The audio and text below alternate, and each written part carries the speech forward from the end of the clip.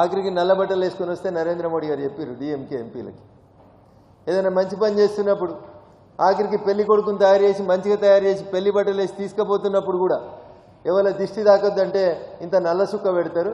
అట్లా మీరు ఈ బిల్లుకు నల్ల సుక్క పెట్టేందుకు వచ్చినందుకు మిమ్మల్ని అభినందిస్తున్నా అని చెప్తే కూడా అర్థం కాలేదు డిఎంకే వాళ్ళకి.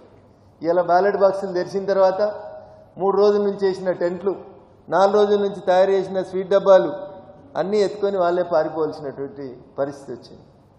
కాబట్టి ఏ రోజైతే మహిళా బిల్లుని డిఎంకే టీఎంసీ కాంగ్రెస్ ఇండి కూటములు భారత పార్లమెంట్లో ఓడగొట్టినాయో ఆ రోజే నరేంద్ర మోడీ గారు జాతిని ఉద్దేశించి మాట్లాడినప్పుడు చెప్పినారు కౌరవ సేన అంతమైనట్టు ఆయా రాష్ట్రాల్లో మీరు అంతమవుతుందని చెప్పిండ్రు. మోడీ గారి ప్రెడిక్షన్ 100% ప్రజలు విశ్వసించారు. మోడీ గారి మాటని ప్రజలు గౌరవించారు.